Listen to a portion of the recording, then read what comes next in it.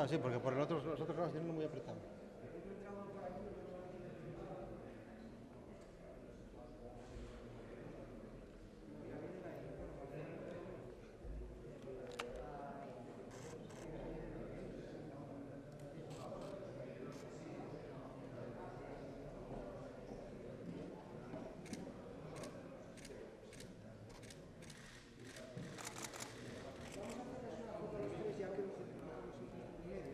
Siempre.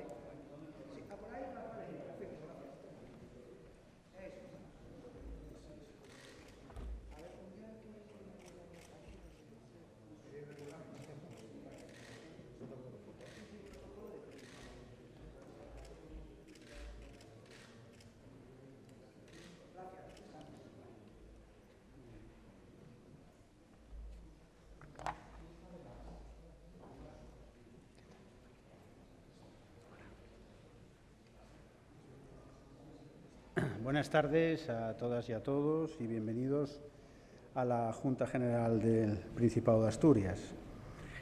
En el 2020, año en el que se conmemoraba el bicentenario del comienzo del trienio liberal y en el marco del convenio suscrito entre la Universidad de Oviedo y la Junta General del Principado, conocido como Espacio Fundamento, se consideró, con buen criterio, dedicar uno de los 4 actos programados para cada año entre el 2020 y 2023 al estudio del mencionado trienio.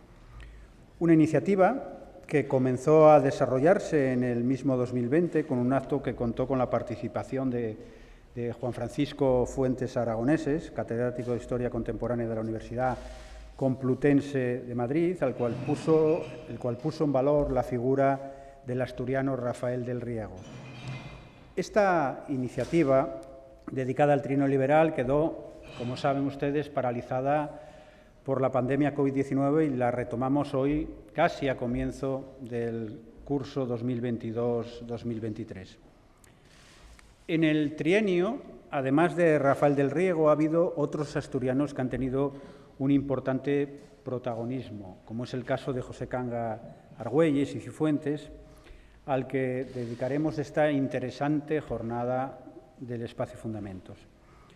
Estoy plenamente convencido que nuestro coordinador, Leonardo Álvarez, ha acertado, como es habitual, con la elección de los protagonistas de este acto. Doña Carmen García Monerris, catedrática de Historia Contemporánea de la Universidad de Valencia, y don Joaquín Ocampo Suárez Valdés, catedrático de Historia y de Instituciones Económicas de la Universidad de Oviedo.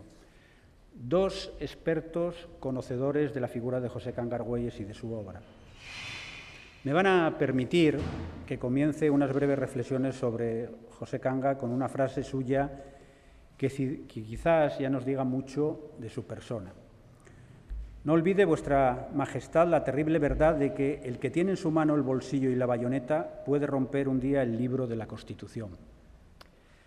José Canga Argüelles es considerado por muchos como el iniciador de la investigación de la historia de la contabilidad pública en España y el propulsor de la idea moderna del fomento económico. Pues con él se da un desplazamiento de interés por la cuantificación económica propio del régimen absolutista hacia la atención a las causas y los orígenes de la misma. Se convierte así la Hacienda como el sustento teórico de la economía política en el eje de la política estatal, una política estatal que comienza a centrarse en la obtención de medios para salvaguardar la seguridad y el bienestar de los ciudadanos. Define Canga Argüelles la Hacienda como la parte de la economía política que comprende el modo de engrandecer el Estado, empleando las riquezas en utilidad suya y como la principal y más importante de las ciencias del gobierno. Con él comenzó a articularse la economía política con la hacienda pública, tomando como base los vínculos existentes entre la economía, la moral y la política. Y con él surgió una nueva idea de las finanzas públicas. Finanzas públicas, una idea que tiene en cuenta la relación que se establece entre riqueza y gasto público, facilitando con ello la reorganización de la imposición fiscal. Un tema, por cierto, de actualidad en este comienzo del actual curso político. Todo ello hace que José Canga Argüelles se haya convertido en uno de los máximos exponentes de aquel periodo de crisis de la monarquía absoluta y de los orígenes del nuevo Estado liberal, ejemplificando el potencial de la nueva ciencia de la economía política. Sus propuestas constituyen el fundamento doctrinal de la reforma de la contabilidad pública proyectada durante el periodo constitucional. Sus propuestas son el fundamento doctrinal de las reformas proyectadas en Cádiz y fundamentalmente en el intento de sustituir el entramado tributario del antiguo régimen por un sistema de reparto de carga basado en la imposición directa sobre la riqueza y donde el tributo es contemplado introduciendo principios como la legalidad, la generalidad y la capacidad de pago. A destacar en aquella reforma ese elemento clave ya mencionado, la implantación de un sistema de reparto de la carga tributaria sustentado fundamentalmente en la contribución directa.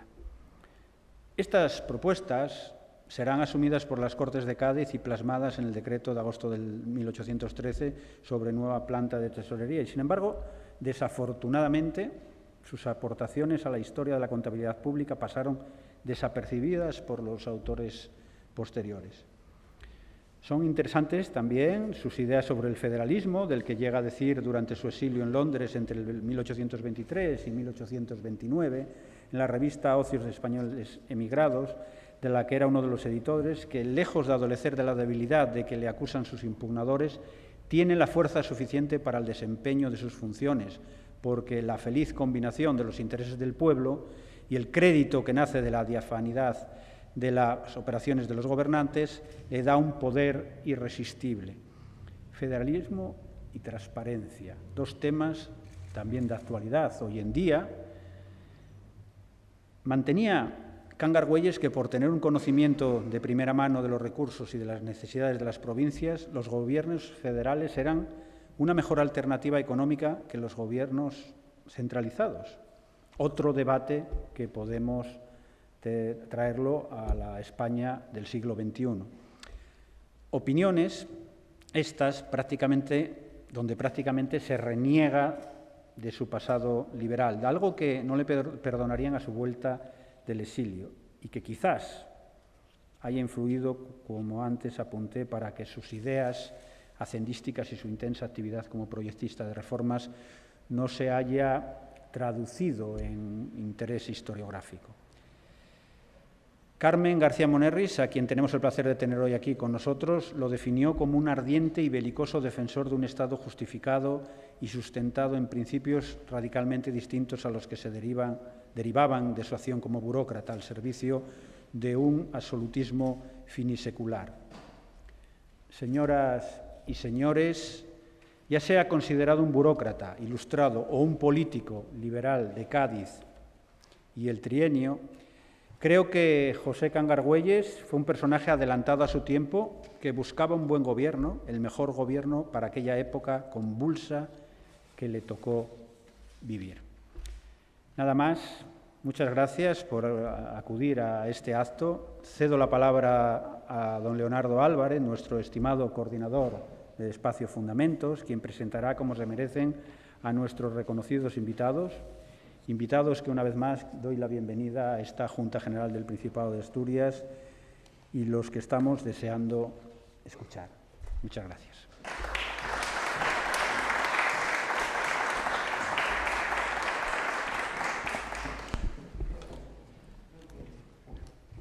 Señor presidente de la Junta General del Principado de Asturias, autoridades, diputados, letrado de la Cámara, queridos invitados, señoras y señores. Uno de los hitos de la colaboración académica entre la Junta General del Principado de Asturias y la Universidad de Oviedo se remontan al año 2008. Fue en ese año cuando nuestro añorado Joaquín Varela creó la que hoy recibe la denominación Cátedra de Historia Constitucional Martínez Marina. En la actualidad dirigida por Ignacio Fernández Sarasola, de ella forman parte destacados investigadores, juristas, historiadores, pertenecientes a distintas universidades, pero también de la Junta General del Principado de Asturias. Aquel en principio modesto proyecto goza hoy de un enorme prestigio internacional gracias no solo a su prestigiosa revista electrónica que publica artículos científicos originales en alemán, inglés, italiano, portugués, naturalmente también castellano. A ella llegan anualmente cientos de solicitudes de publicación.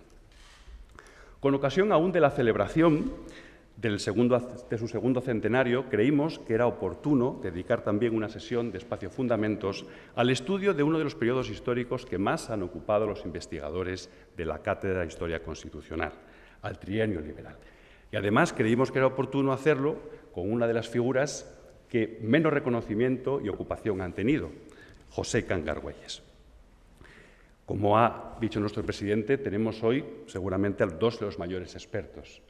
Sus currículos, como siempre hacemos, figuran siempre adjuntos a la invitación y, por tanto, no me detendré en sus méritos. Simplemente me limitaré a dar la palabra, en primer lugar, al profesor Joaquín Ocampo Suárez Valdés, catedrático de Historia e Instituciones Económicas de la Universidad de Oviedo.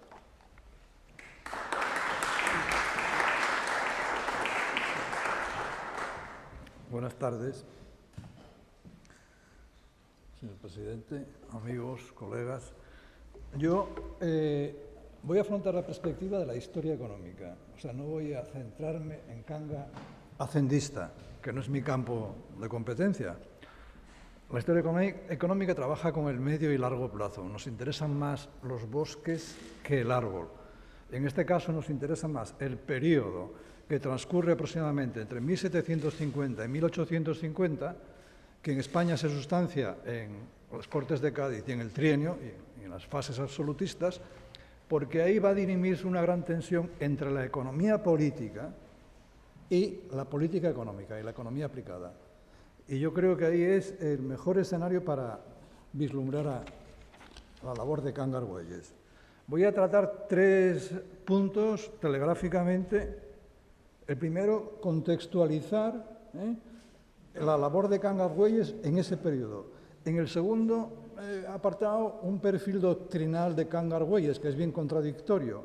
Y en el tercero, una cala en las políticas económicas auspiciadas tanto durante el periodo de Cádiz como durante el periodo del Trienio. Paso al primer apartado. Este periodo se enmarca en lo que un historiador marxista inglés, Eric Hobsbawm, llamó la doble revolución o revolución paralela, revolución industrial y revolución liberal. Ambas marcan la transición del antiguo régimen al Estado constitucional, de la sociedad agraria a la sociedad industrial, de la sociedad estamental a la de clases, del vasallo al ciudadano, del taller a la fábrica, etc.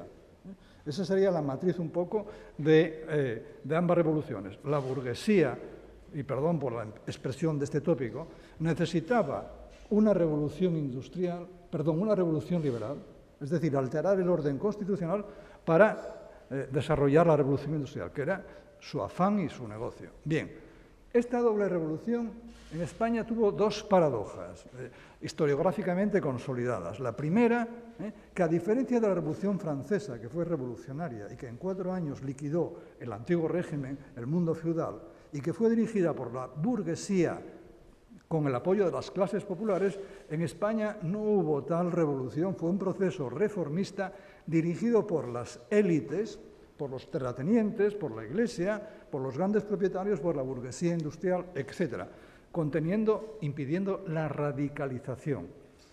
El propio documento de la Junta Central de la Consulta del País señalaba que las reformas deberían de hacerse dentro del marco de la Constitución histórica. Era un aviso. Desde el punto de vista parlamentario, entre 1810 y 1830, solo un 1,16% de los parlamentarios eran industriales. Es decir, que el Parlamento y los diputados más radicales, Muñoz Torreno, etc., eran representantes de los hacendados, de los señoríos jurisdiccionales, de la nobleza o del clero. Es una paradoja. Y la paradoja económica también está súper estudiada, y es el hecho de que una burguesía teóricamente revolucionaria, admiradora del parlamentarismo inglés, en España opta por el capitalismo agrario. Pero no opta por el capitalismo agrario porque haya traicionado, como se decía en los 60, su espíritu empresarial. Opta por el capitalismo agrario porque era un chollo, un negocio, la desamortización. Doble paradoja, los hechos le dan la razón. Es decir, en términos políticos, hasta después de la Primera Guerra Carlista, hasta después de 1833, no está consolidado el régimen liberal. Los diezmos, los señoríos, las rentas estancadas, todo esto no se soluciona hasta después de 1837. Y en términos económicos, fíjense que en 1833, cuando se empieza a hablar en España de capitalismo, la primera fábrica representativa es la de Bonaplata, en Barcelona, una fábrica textil, fue incendiada en 1833. Y el 90% de la producción de hierro en España en 1850 y 60 no procedía de fábricas, procedía de ferrerías que trabajaban con carbón vegetal. Es decir, ni revolución liberal ni revolución industrial. La segunda parada tiene que ver con el perfil doctrinal de Can Argüelles.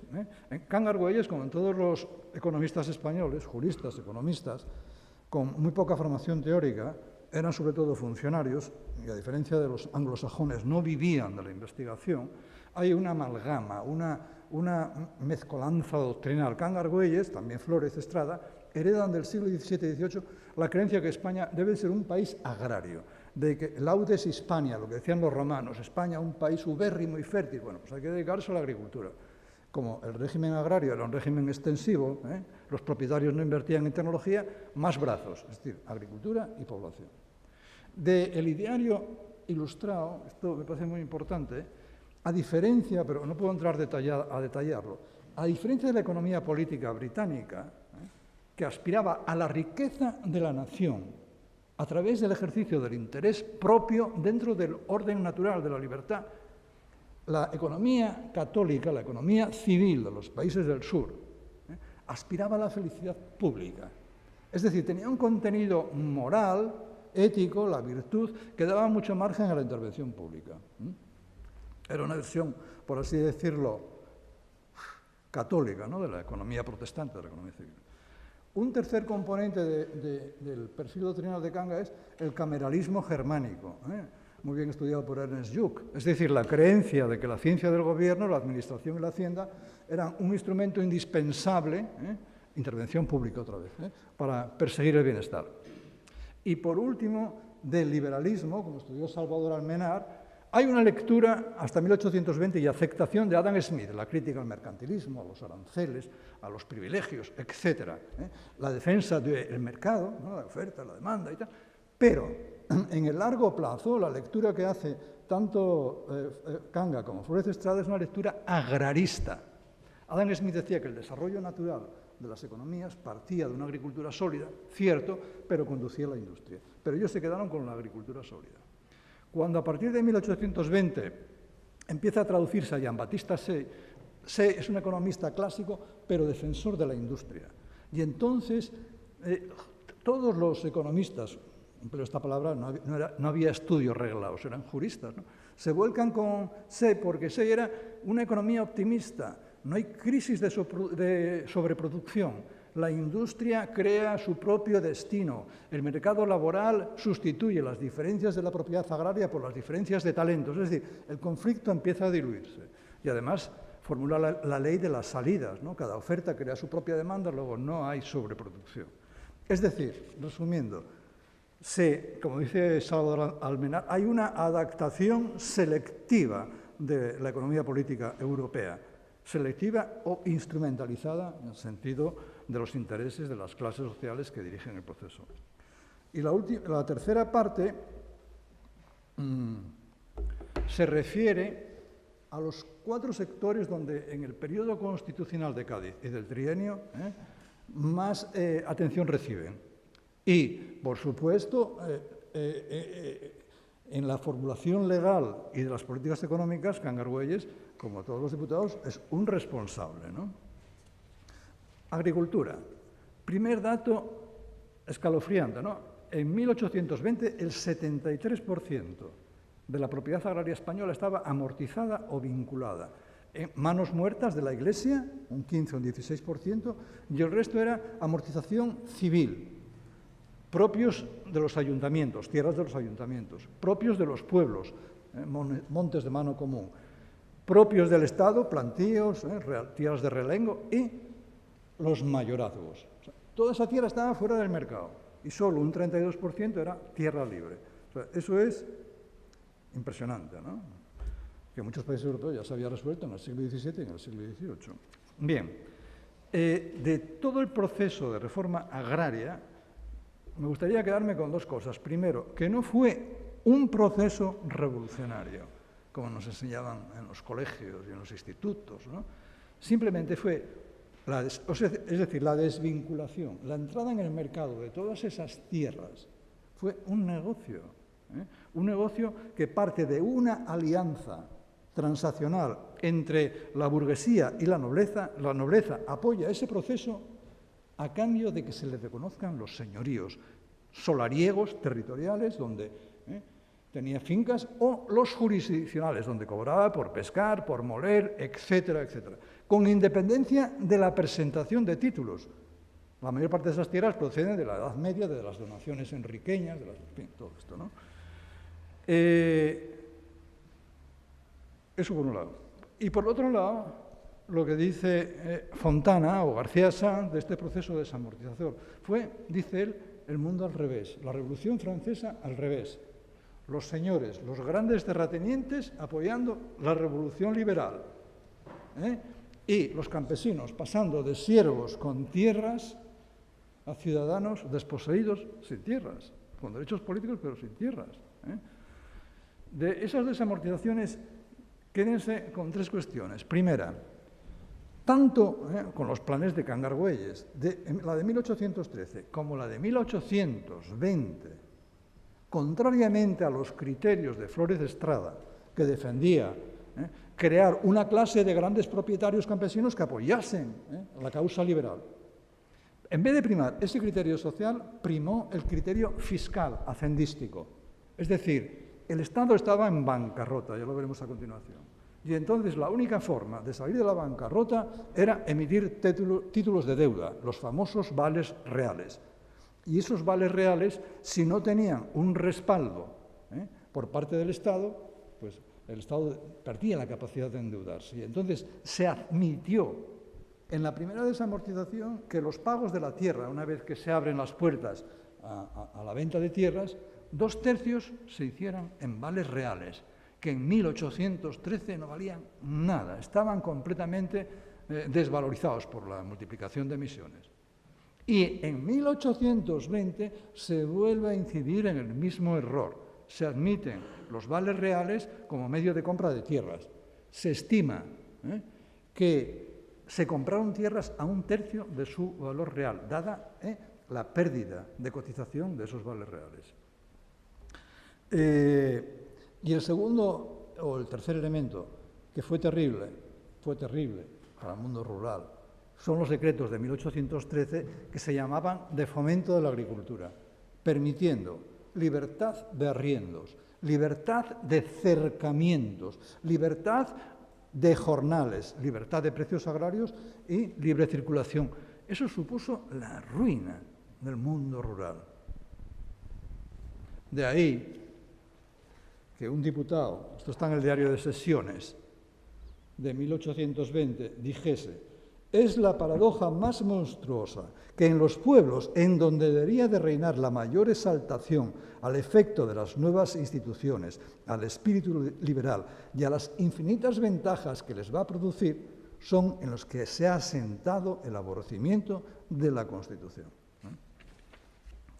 Bien, no era esperable, ¿no? Es decir, siervos con tierra, siervos de la Iglesia, campesinos libres sin tierra. ¿Usted qué escoge, no? El segundo punto sería la política comercial. Volvemos a encontrarnos con otra paradoja, ¿no?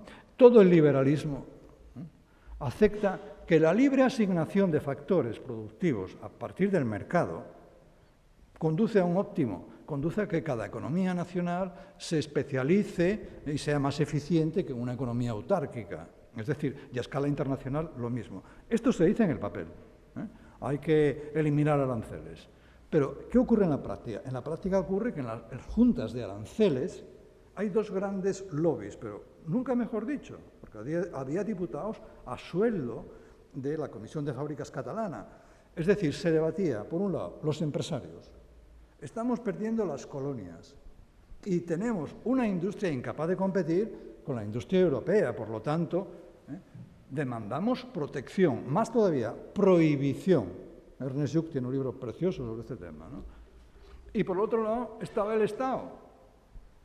El Estado se debatía entre usar el arancel, que suponía prácticamente la renta de aduanas un 30% de los ingresos públicos, como un ingreso básico para el presupuesto, es decir, usarlo con criterios fiscales o usarlo para proteger la industria nacional.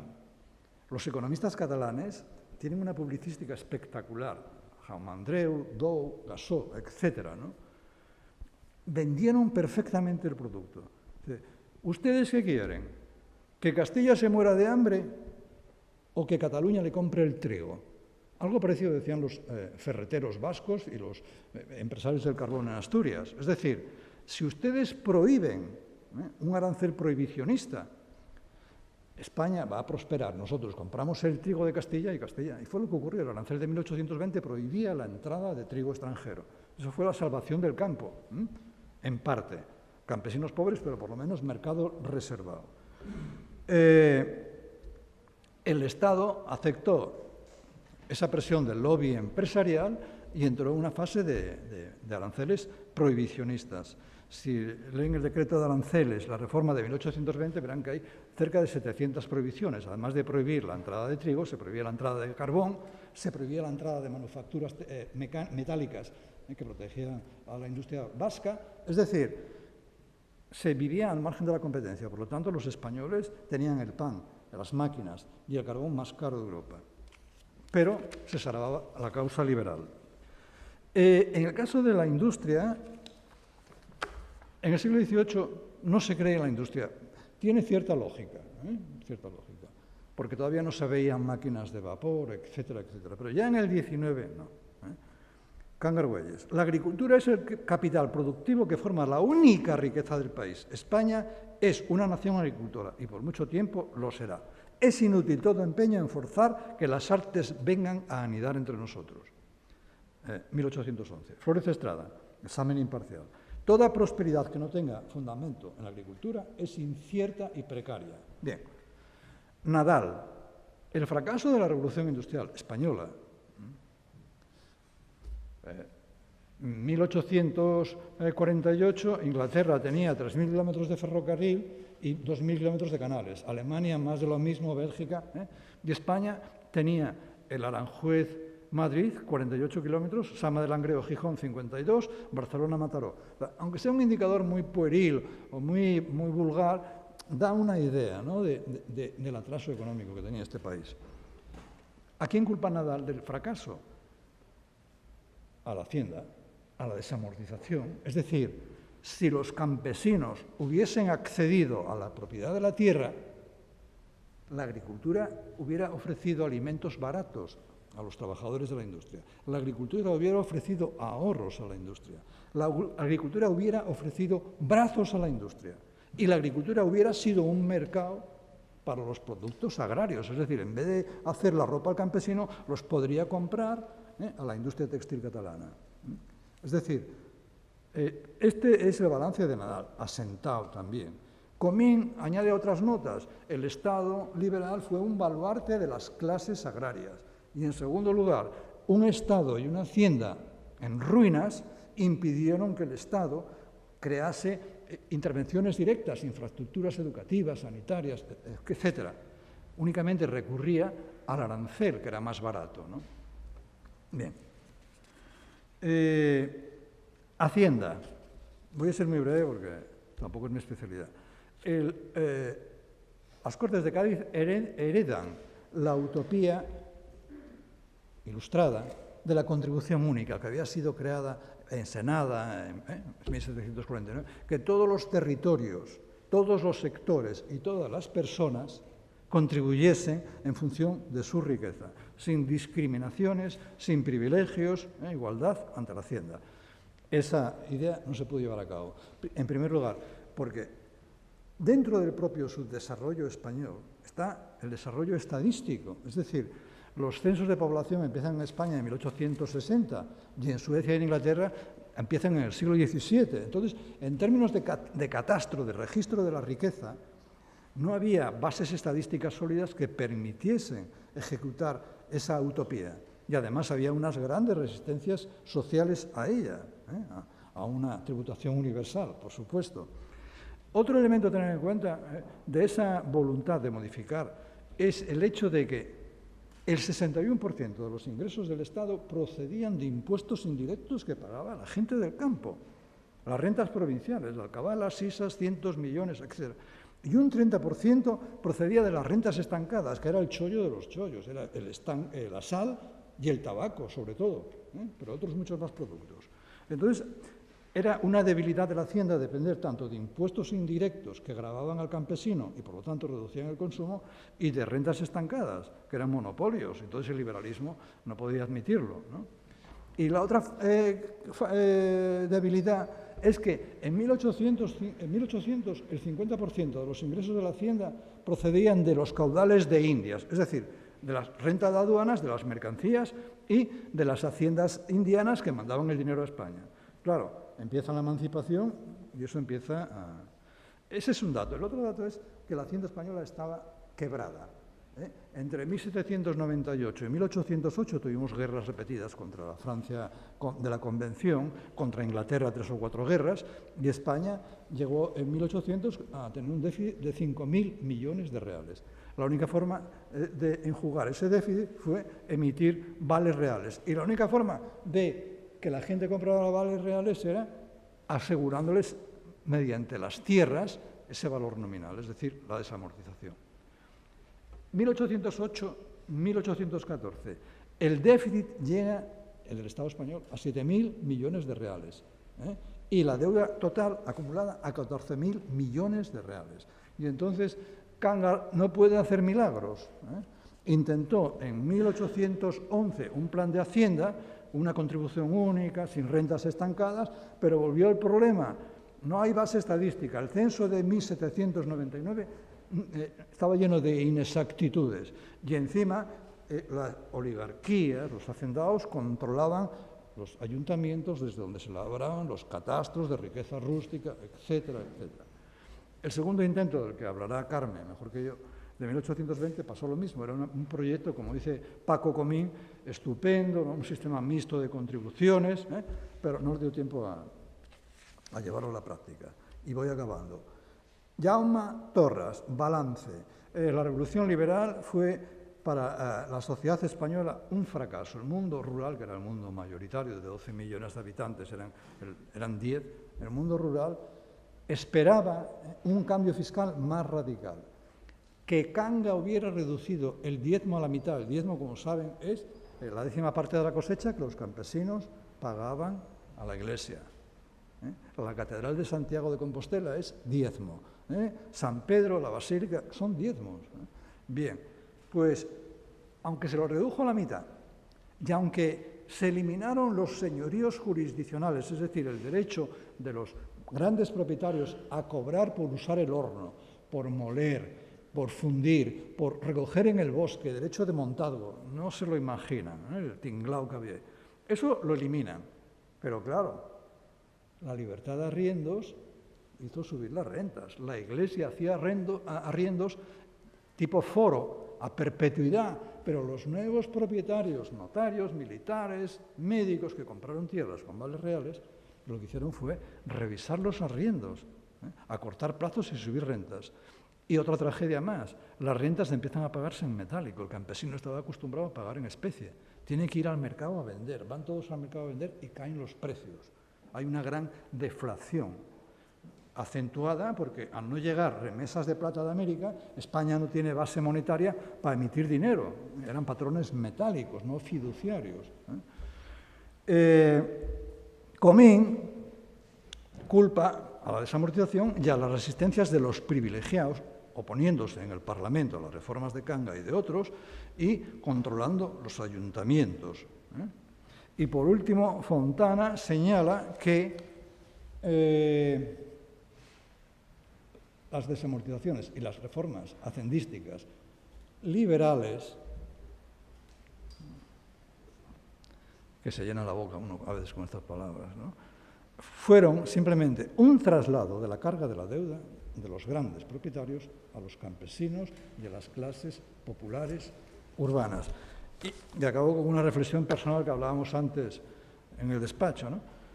Son épocas durísimas, épocas de transición donde uno sabe lo que se está derrumbando, pero no sabe lo que va a surgir. Jovellanos, en 1811, sabía que no tenía nada que ganar. Por eso pudo ser coherente y no unirse a los afrancesados, aunque igual la lógica interna le pedía, lo hacía, coño, si nos está en la revolución gratis, mejor, ¿no? Can Argüelles vivió también en una época de transición, pero tenía mucho que perder. Entonces, sus perfiles nunca fueron lineales, ni su trayectoria un dechado de coherencia política. A la vertiginosidad de su vida se unió una no muy modélica evolución ideológica y personal que le acarreó una acendrada fama de renegado entre los liberales que seguían en el exilio. Nada más, gracias.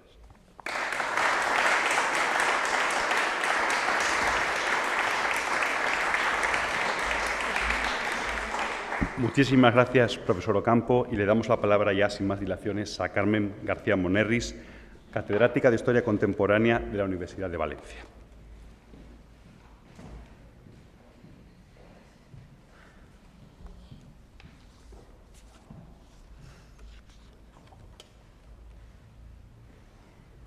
Gracias.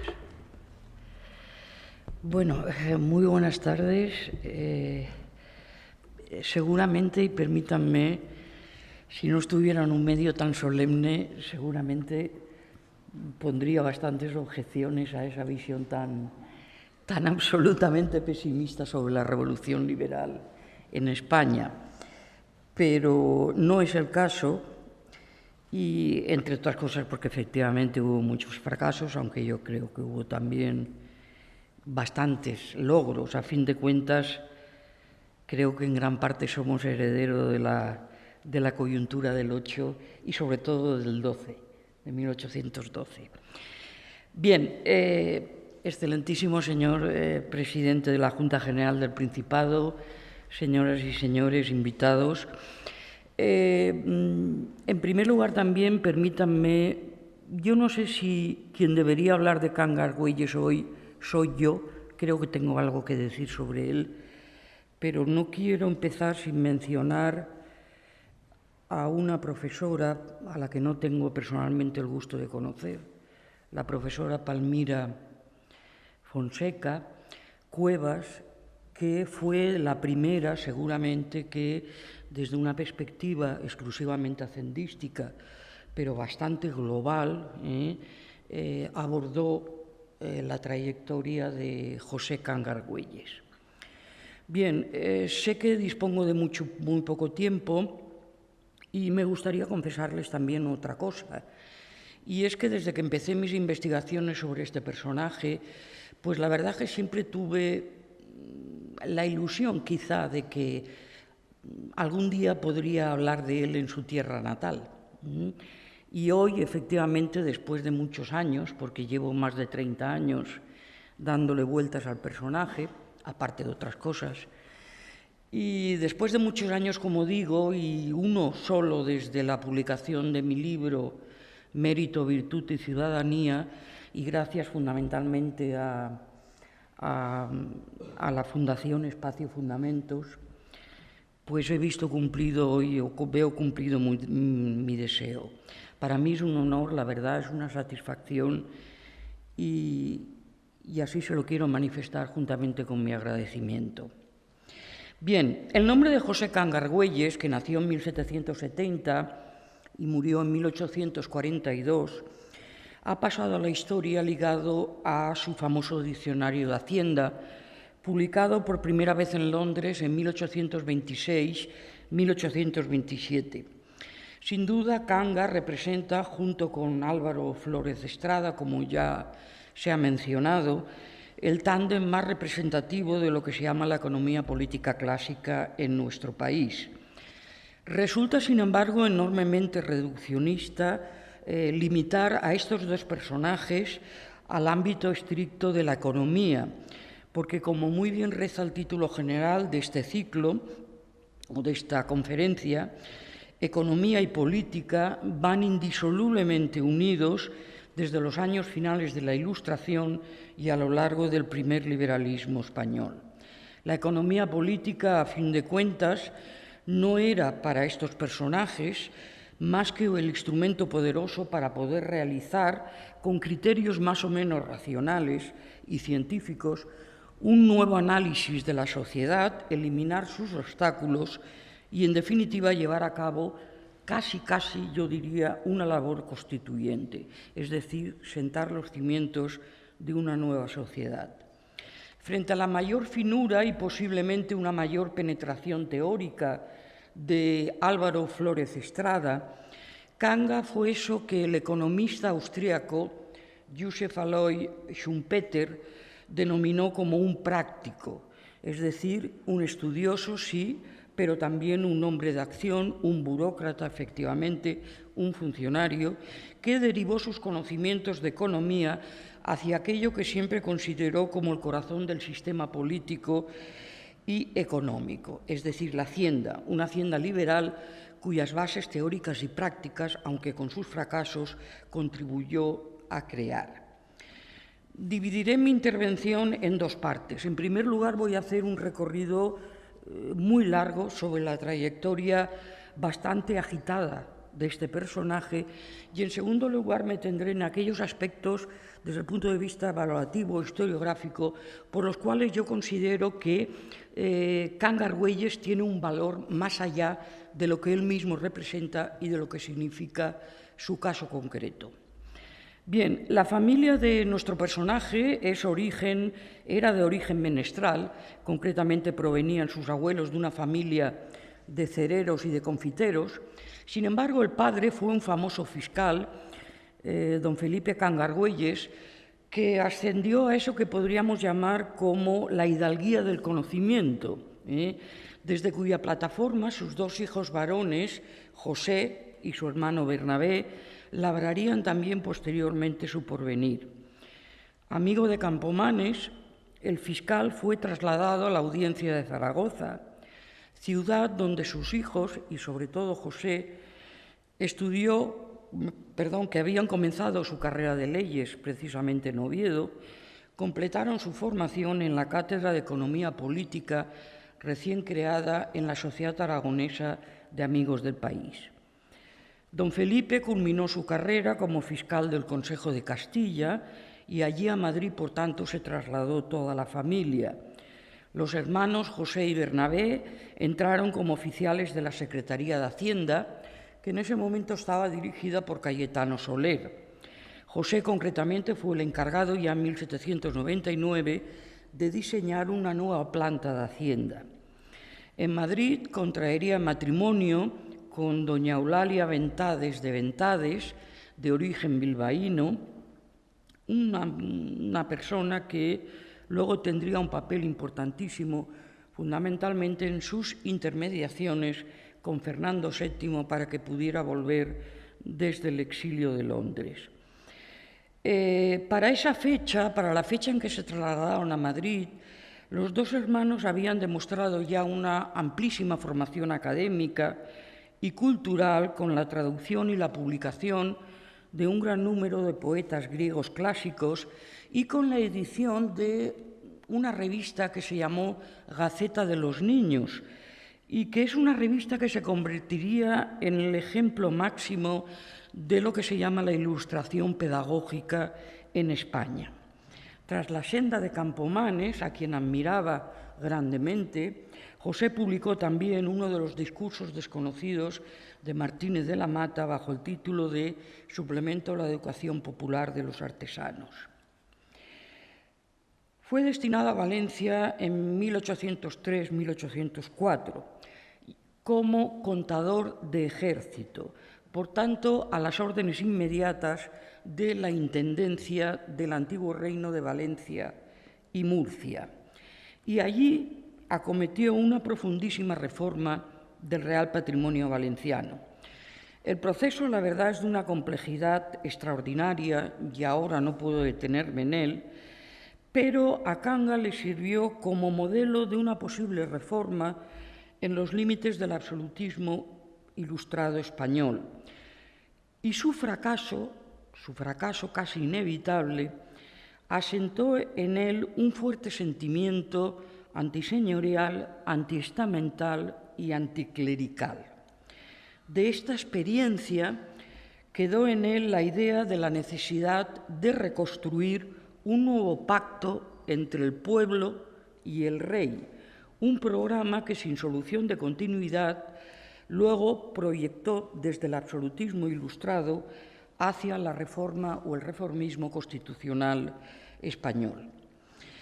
Su reforma, la reforma del Real Patrimonio, fue abortada por los poderosos, entre comillas, un término que en este caso remitía a aquellas élites que a lo largo del siglo XVIII habían construido o aumentado parte de su fortuna a costa de los todavía amplísimos derechos y dominios del monarca, sometidos al dominio directo del monarca en el antiguo Reino de Valencia. Entre esos poderosos estaba Manuel de Godoy. Cuando estalló la denominada guerra contra el francés, tanto el valido de Carlos IV como Napoleón pasarían a convertirse para Canga y para otros muchos patriotas en la personificación del despotismo. Formó parte de la Junta Suprema de Valencia y a finales de 1810 fue llamado a Cádiz para ocupar la Secretaría de Hacienda. Durante estos años en Valencia, Canga desarrolló también su faceta de publicista, perfilando cada vez más un pensamiento liberal, radical, de reminiscencias republicanas, humanistas, y con un imperecedero tinte episcopalista y anticlerical del estilo del que sería su compañero personal y político, el valenciano Joaquín Lorenzo Villanueva.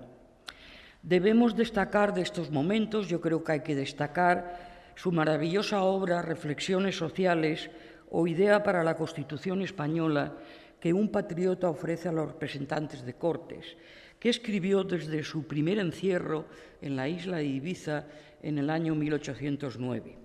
La obra se publicó en 1811 y esta obra posiblemente sea una de las obras cumbres del primer liberalismo español. En Cádiz estuvo apenas un año, el suficiente como para que a través de sus amplísimas memorias para la reforma de Hacienda y al decir del profesor Josep Fontana, enseñara a todos los diputados los nuevos principios de la economía política y de la Hacienda liberal.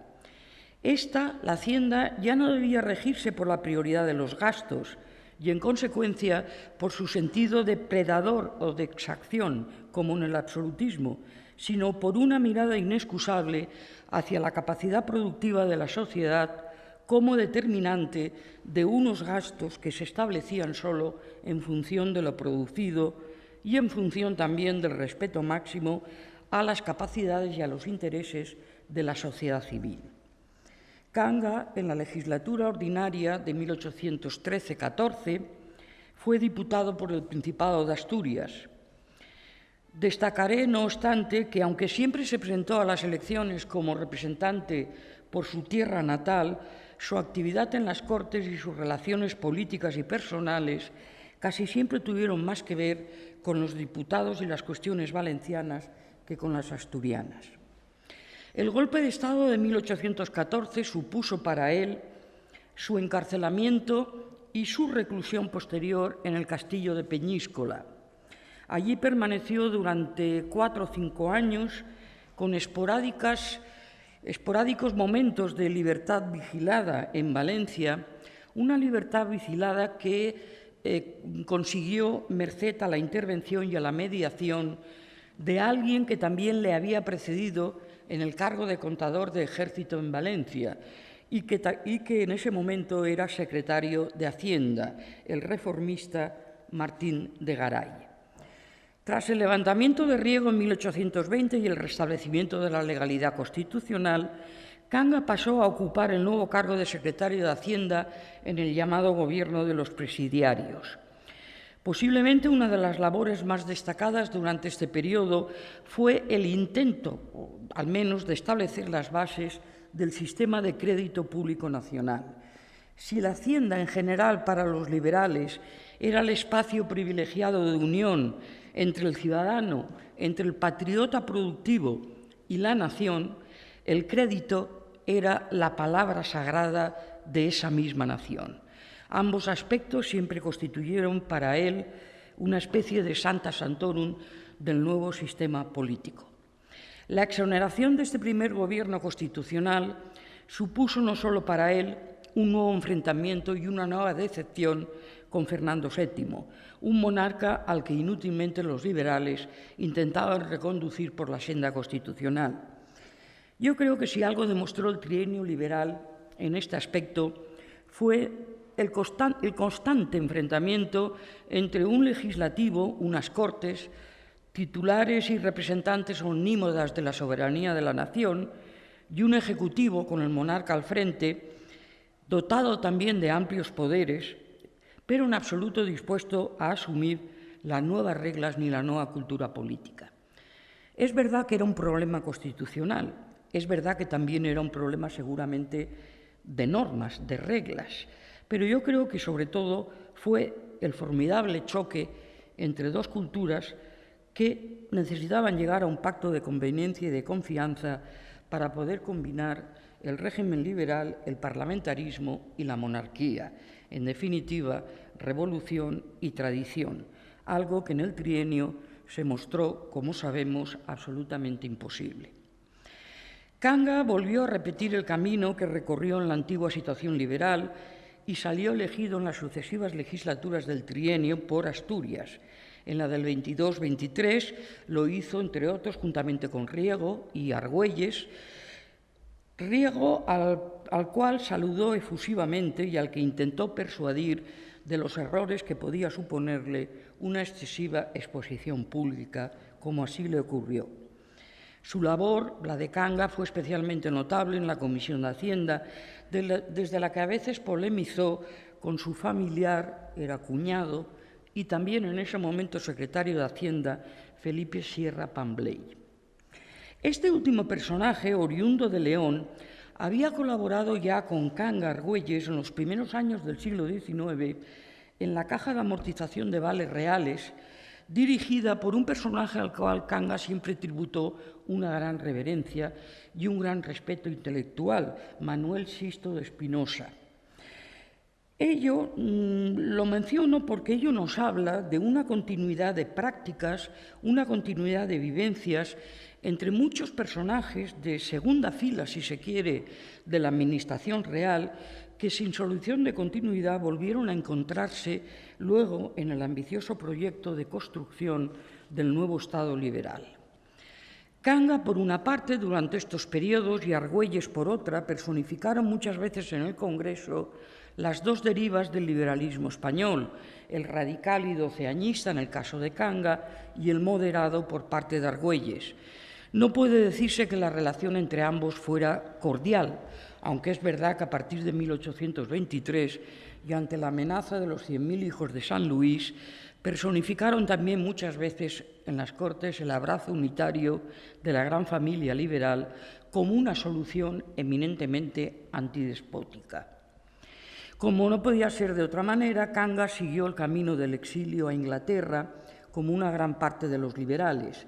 En Londres vivió hasta su retorno tardío y en medio de las brumas londinenses emprendió un fructuoso camino como intelectual y publicista, pero también una deriva claramente moderada respecto a sus iniciales planteamientos, lo que le valió el apelativo, seguramente algo exagerado, del renegado.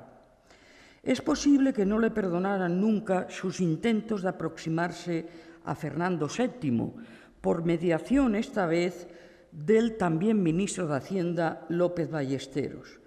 Intentos que, por otra parte, resultaron infructuosos, porque su retorno a España solo se produjo ya cuando la muerte del rey parecía anunciada y cuando la regente María Cristina parecía alumbrar las posibilidades de una cierta apertura del régimen. En Londres se publicarían sus dos obras más famosas, Los elementos de la ciencia de Hacienda, en 1825, y el Diccionario de Hacienda, en 1826-27. Murió en Madrid en diciembre del 42 y después de obtener un tardío reconocimiento a su intensa labor al servicio del Estado, de la monarquía y de las libertades.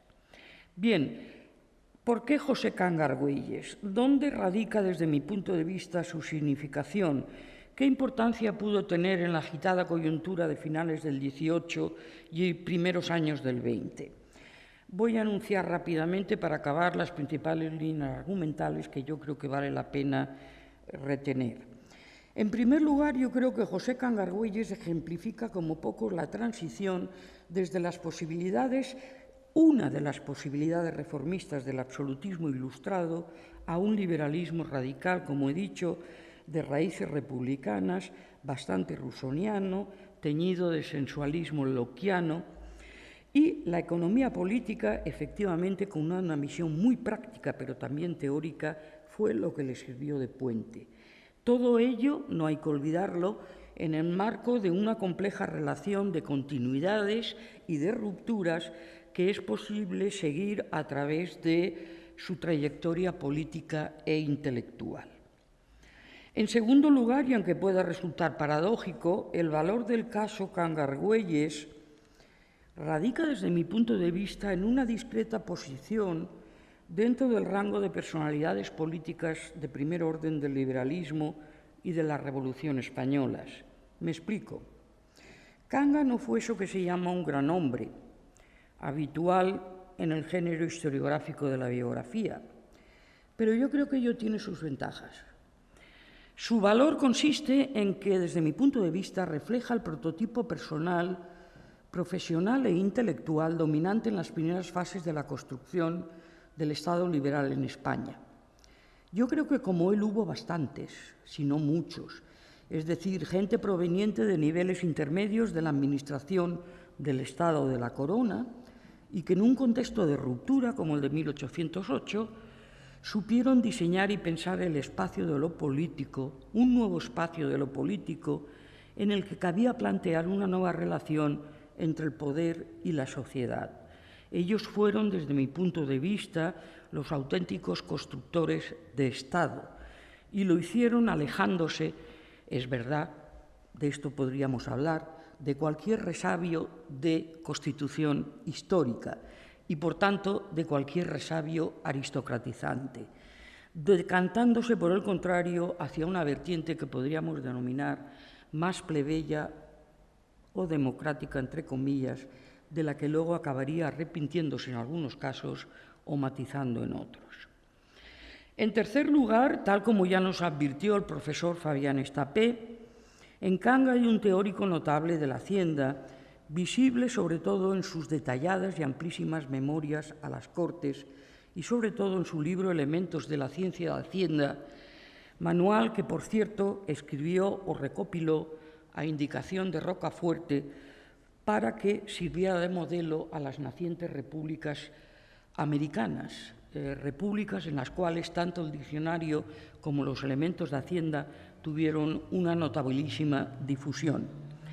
De su famoso diccionario, yo más que el propio diccionario, destacaría un apéndice tardío, cuando Canga estaba ya próximo a morir, el apéndice al mismo, que contiene en síntesis lo que habría acabado siendo seguramente un tratado completo relativo a la administración y que pudiera completar todas sus reflexiones sobre la Hacienda.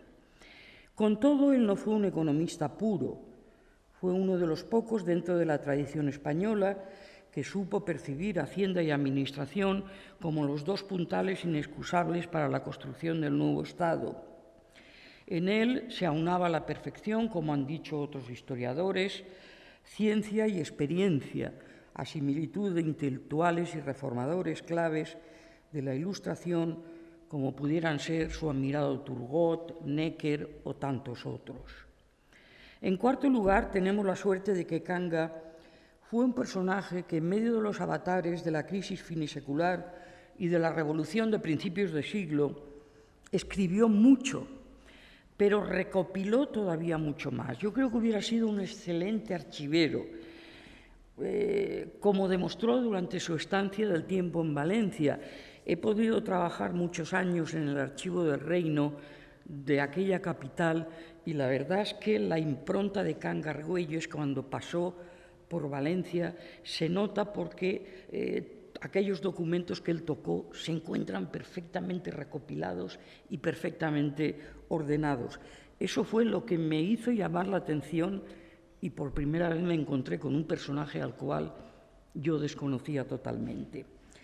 Bien, él fue siempre, y nunca renunció a ello, un covacholista orgulloso, convencido primero de la necesidad de ir imponiendo en la monarquía la primacía de la vía administrativista frente a la tradicional vía de la monarquía judicial.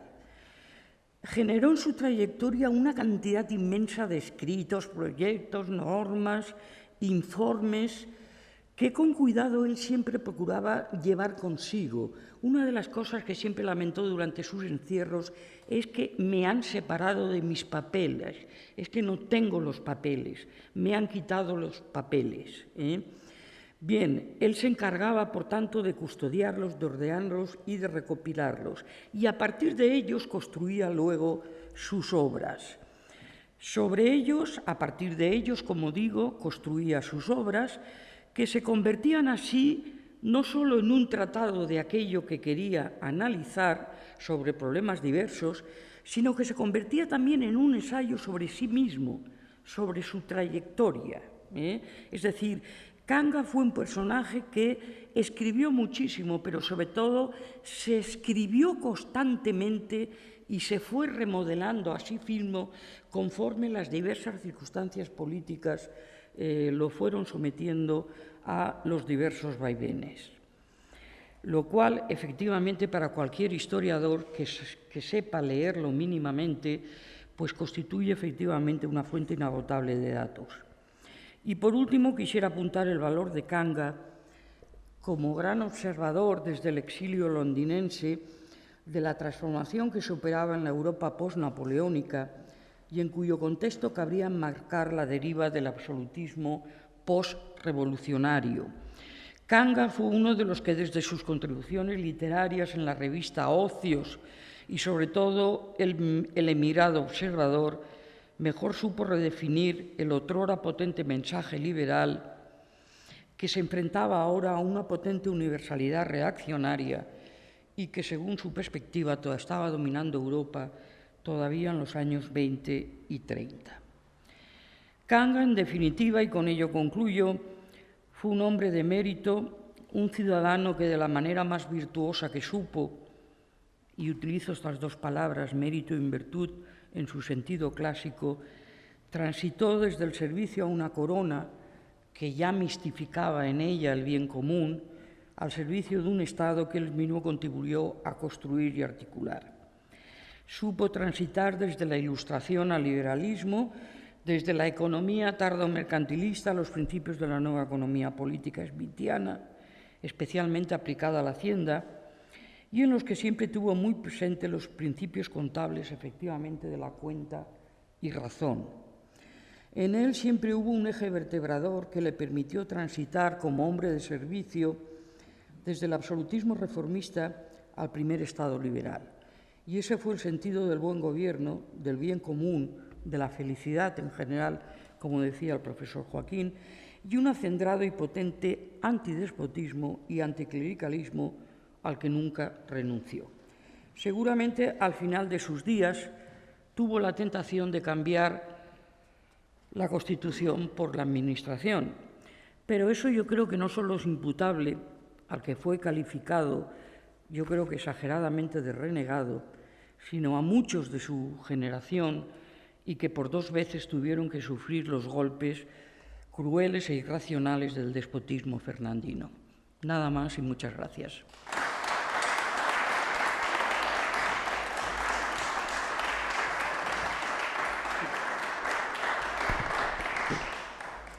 Muchísimas gracias, profesora García Monerris. Bueno, el tiempo que nos queda, podemos dar tiempo a preguntas, a un pequeño debate en el público, dado que ha habido, polémica, contradicción, opiniones distintas, que son en fondo lo que se busca. Abrimos un pequeño debate, si alguien...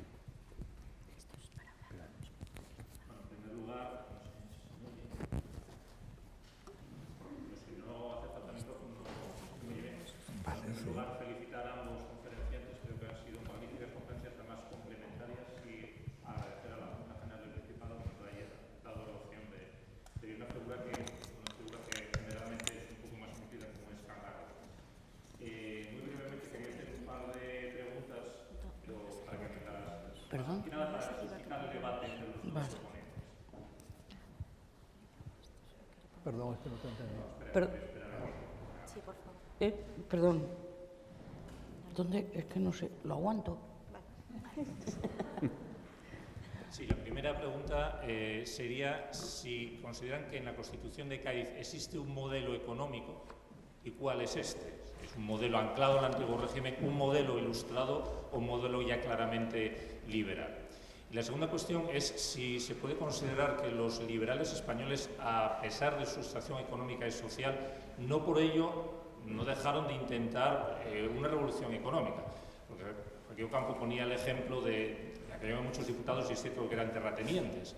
Pero claro, por ejemplo, el conde de Toreno, siendo media Asturias suya, votó a favor y defendió la abolición de los señoríos jurisdiccionales.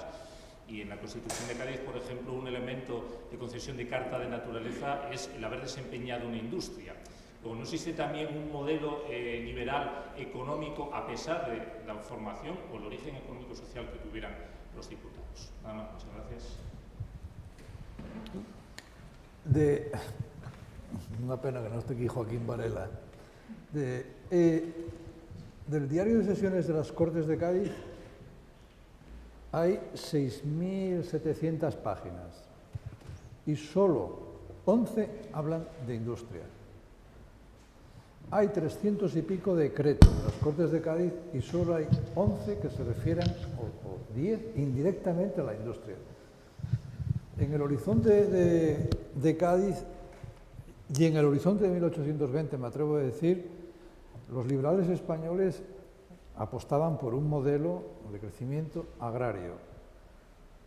En parte porque veían la realidad, una España prácticamente sin industria moderna. Había industria, había manufacturas, había reales fábricas, pero todas con una matriz tecnológica tradicional, carbón vegetal, gremios, etc. Y yo creo que la voluntad no era cambiar ese modelo. Y por otro lado, claro, no había una masa social crítica allá afuera que fortaleciese otro modelo. Entonces ellos, lo que, en mi modesta opinión, ¿no?, lo que hicieron fue adaptarse a lo que había, no intentar modificarlo. Bueno, yo disiento en parte de esa versión. Yo creo que sí que había un... Mi pregunta sería, y no es por devolverte la pregunta, ¿por qué necesariamente tenían que pensar en un modelo industrial como sinónimo de revolución? Quiero decir, efectivamente, la realidad española en el 18, como la de tantos otros países, era una realidad eminentemente agraria. Y aunque no exclusivamente, pero bueno, dominantemente agraria, eso resulta evidente. Por tanto, una de las primeras cosas que había que hacer era evidentemente cambiar el conjunto de esas estructuras agrarias, o cuando menos, como ellos decían, eliminar obstáculos. Y yo creo que desde ese punto de vista el empeño está ahí. Es más, no pensaron en un modelo industrial. Bueno, como mínimo pensaron que necesariamente esa agricultura tenía que ser removida, tenían que eliminarse esos obstáculos para efectivamente poder, en todo caso, articular luego una perspectiva económica mucho más global que incluyera efectivamente comercio, manufactura, etcétera, etcétera. Pero yo creo efectivamente que había un modelo económico y que desde luego en algunos aspectos, titubeantemente, de una manera titubeante, pero fue consiguiendo sus logros. Es decir, es verdad que la ley de abolición de señoríos necesitó 3 intentos para ser abolida, pero la abolición efectivamente se realizó. Es verdad que la desamortización fue también un proceso bastante largo, pero la desamortización de bienes eclesiásticos se realizó. Y no creo que solo beneficiara a determinadas élites económicas, ni fuera hecha exclusivamente en función desde una perspectiva fiscal. Yo creo que había también ahí un proyecto político, que es la creación de propietarios y de ciudadanos. En algunas partes de la península no se logró, en otras sí que hubo una consolidación prácticamente de la pequeña propiedad. Es decir, es verdad que la oligarquía agraria pues prácticamente se ve como un sector dominante prácticamente hasta los años 30 del siglo XIX, o incluso más, si quieres, hasta los años 50, pero es verdad que posteriormente asistimos a una consolidación, al menos en determinados territorios, juntamente, efectivamente, con el renacer en algunos sectores industriales, etcétera, etcétera, de la pequeña y la mediana propiedad. Y, por tanto, yo creo que sí que había un modelo económico, desde luego. Tenemos tiempo para una pregunta más. ¿Quiere? Bueno, voy a aprovechar entonces yo a hacer una pregunta que me ha suscitado. Aquí ha salido hasta en 3 ocasiones, en la última de las conferencias, el Diccionario de Hacienda, sí, publicado en Londres en 1826. Pero, sin embargo, aprovechando la diferencia de pareceres, quisiera preguntarle cuál es la opinión que les merece esta obra, ya que consultando varios de sus trabajos, los que tienen publicados, a pesar de que ha publicado tantos trabajos, es el más conocido, ¿no?, y el más citado. Entonces, quería aprovechar a preguntarles cuál es su parecer al respecto, sobre esta obra. Bueno, el Diccionario de Hacienda, yo creo que es una obra que sigue, todo el mundo la hemos citado siempre y sigue citándose, y sin embargo, cuando uno entra en ella, algún historiador, creo, no recuerdo ahora, que ha trabajado sobre desamortización, de origen inglés, es que no recuerdo ahora el nombre, creo que lo calificó de un batiburrillo inabordable o impresentable. ¿Y qué pasa? Lo que pasa es que la obra de Can Garguelles, muchos la hemos tomado siempre o utilizado a la búsqueda del dato concreto. Y hemos dicho, dureza del feudalismo en el país valenciano. Can Garguelles dice que en el reino de Valencia hay tantos señoríos, tal. Palabra de Dios. Y resulta que esa entrada, por ejemplo, sobre el feudalismo, está absolutamente plagada de su propia experiencia en el patrimonio real en Valencia y de la visión del fracaso de su proyecto. Entonces, ¿qué ocurre? El diccionario no es un diccionario al uso donde podamos ir a buscar datos concretos, sino que es una recopilación de todo lo que Canga, desde su entrada en la Secretaría de Hacienda hasta prácticamente cuando ya estaba en Peñíscola, iba con el diccionario debajo del brazo, con el borrador, y se lo presentaba a Fernando VII. Fernando VII se lo daba a una comisión de clérigos que se espantaban ante la definición de algunas palabras. Y entonces, pues, y efectivamente no, Fernando VII ni lo leyó, pero quiero decir, para él siempre fue como aquello que, aparte de ser un diccionario donde recopilaba todo su saber, estaba plasmada también toda su trayectoria. Y por tanto yo creo que tiene, aparte de su valor como diccionario, donde algunas entradas reflejan efectivamente ese momento teórico de tránsito entre la Ilustración y el pensamiento económico liberal, aparte de algunas entradas, pues es una recopilación absolutamente de casi todo su trabajo y, por tanto, en ese sentido es de una riqueza increíble y que yo creo que necesitaría de una nueva edición, pero desde esta perspectiva no tan economicista, sino casi más bien biográfica. El apéndice, yo creo, desde mi punto de vista, que tiene un valor teórico mayor, aunque también sigue la misma senda de acumular, de hacer entradas nuevas a nivel teórico, pero también acumular muchas de sus obras, de sus memorias, etcétera, etcétera. De hecho, en el Diccionario de Hacienda, no recuerdo ahora si es la voz manufactura o máquina, ves a un Can Garguelles industrialista. Él está leyendo la Revolución Industrial Inglesa, defensor de la industria y hay ese cambio un poco de modelo, de Adam Smith, versión agrarista, a SEI, una visión industrialista.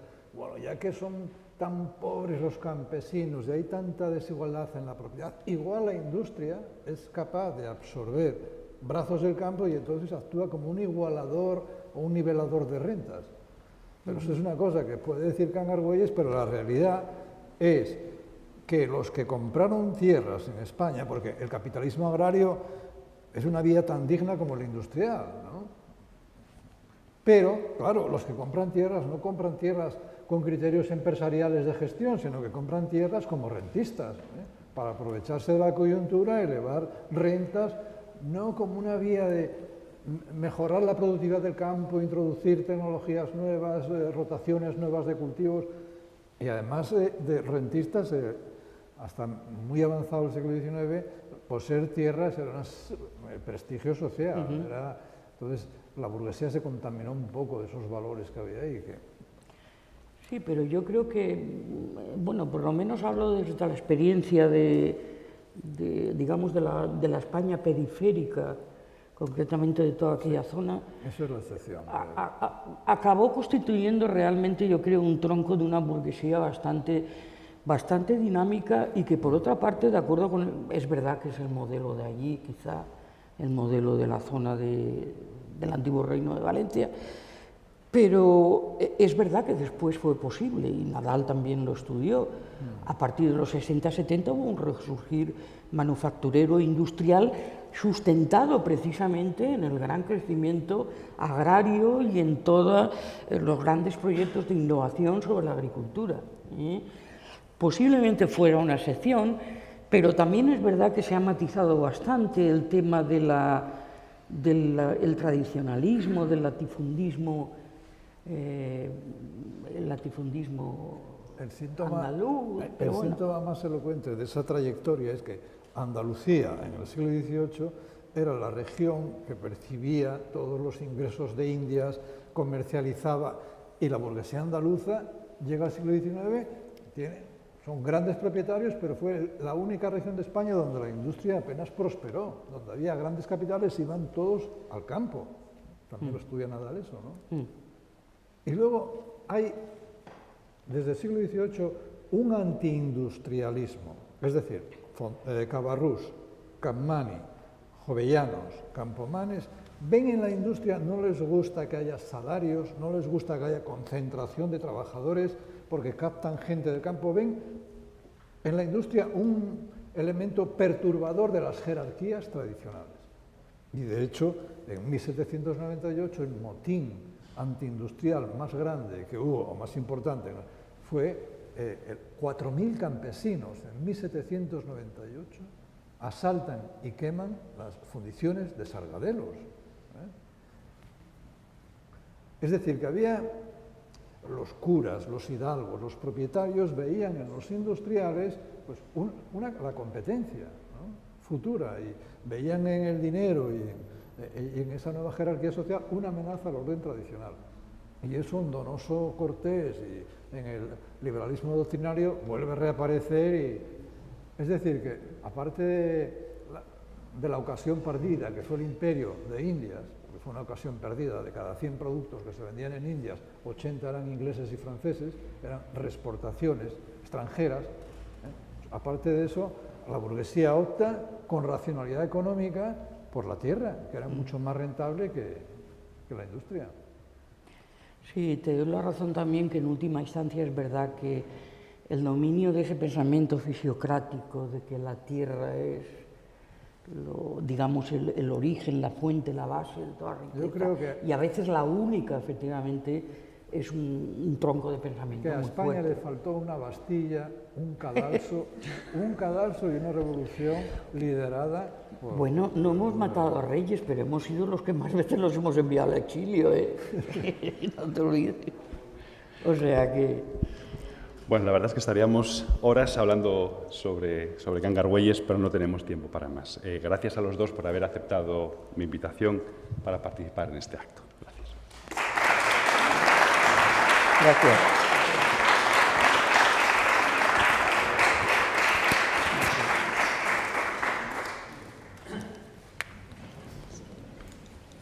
Bueno, nada, reiterarles el agradecimiento por acudir a esta conferencia, de participar en este espacio que entre la Universidad de Oviedo y la Junta General del Principado tratamos de trasladar a la sociedad asturiana. Muchas gracias y buenas tardes.